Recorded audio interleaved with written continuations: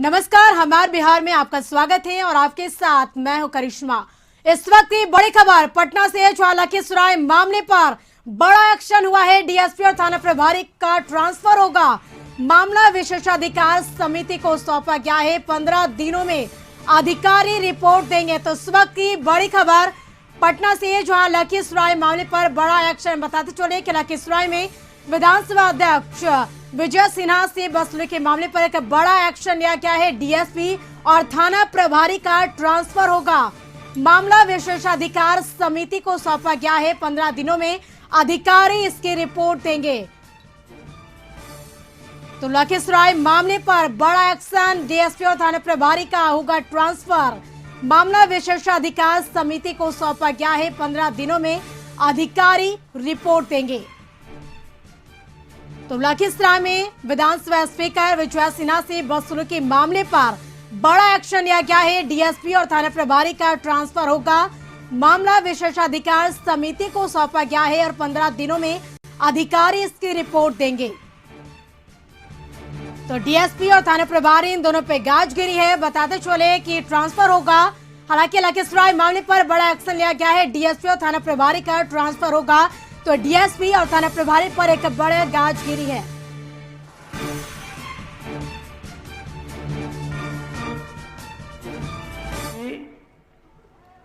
उनके रिपोर्ट को आने देते हैं, तब तक डीएसपी और दोनों थाना प्रभारी को वहां की जिम्मेदारी से हटा।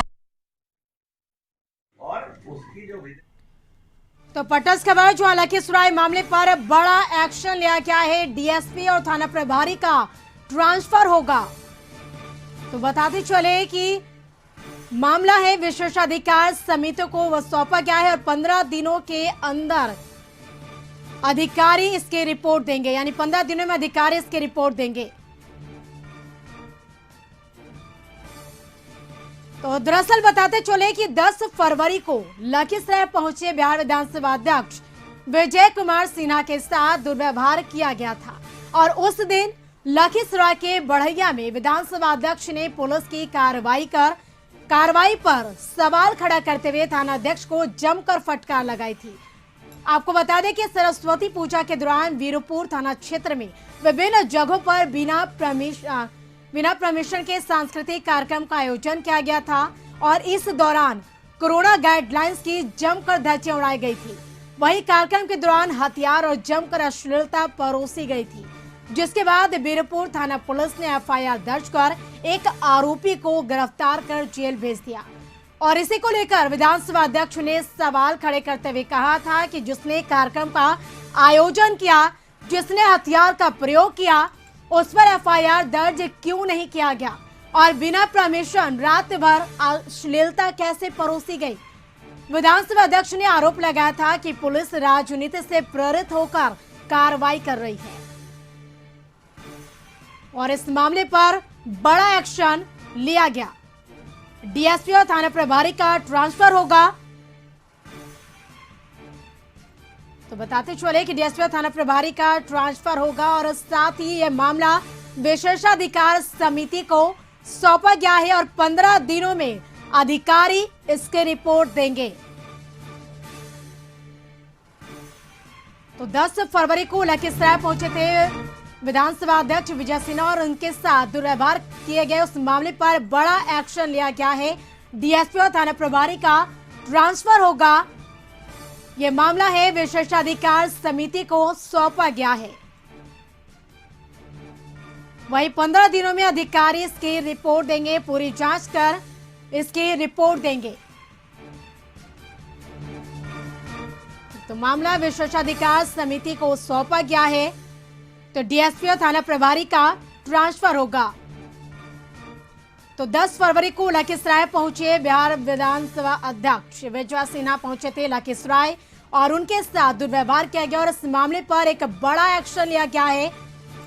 तो डीएसपी और थाना प्रभारी का ट्रांसफर होगा और 15 दिनों में अधिकारी इसकी रिपोर्ट देंगे। जांच होगी, उसके बाद इसकी रिपोर्ट देंगे और डीएसपी और थाना प्रभारी का इस मामले में ट्रांसफर होगा। तो डीएसपी और थाना प्रभारी इन दोनों पर गाज गिरी है। तो मामला विशेषाधिकार समिति को सौंपा गया है।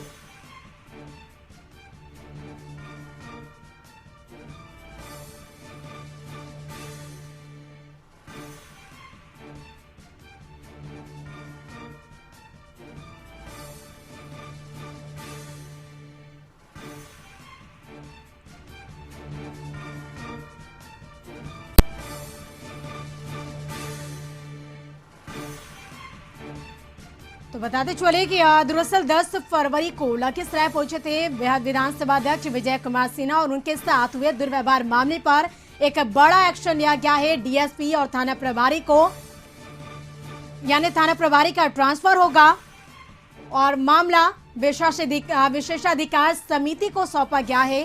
15 दिनों में अधिकारी इसकी रिपोर्ट देंगे।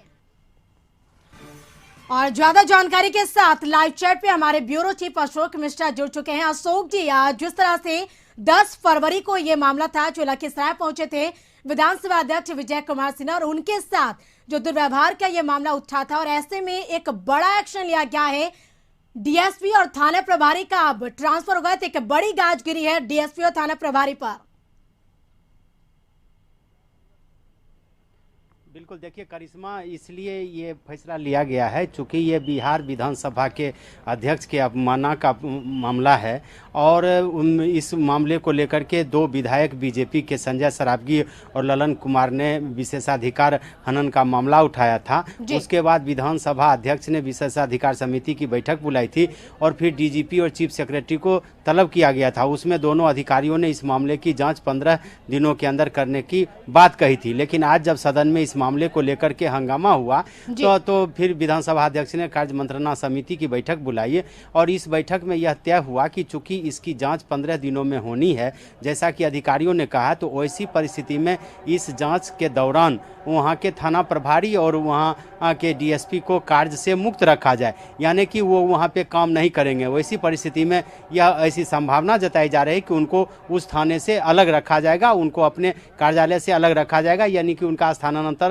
हो सकता है। हालांकि विधानसभा अध्यक्ष ने सिर्फ इतना ही कहा है कि उन दोनों को कार्य से मुक्त रखा जाएगा ताकि जांच की प्रक्रिया प्रभावित न हो। तो इस तरह से कहिए कि इन दोनों अधिकारियों के खिलाफ एक बड़ा एक्शन लिया गया है और इस पर सहमति राज्य सरकार ने दे दी है। चूंकि कार्य मंत्रणा समिति की बैठक में सभी दलों के प्रतिनिधि मौजूद थे और संसदीय कार्य मंत्री विजय कुमार चौधरी भी उसमें मौजूद थे, तो ऐसी परिस्थिति में राज्य सरकार ने यह आश्वासन दिया है और वैसी परिस्थिति में जिन दोनों अधिकारियों ने विधानसभा अध्यक्ष के का माना किया है या उनके ऊपर जो आरोप है, उसके चलते उनको जब तक जांच की प्रक्रिया पूरी नहीं हो जाती तब तक उनको कार्य से मुक्त रखा जाएगा।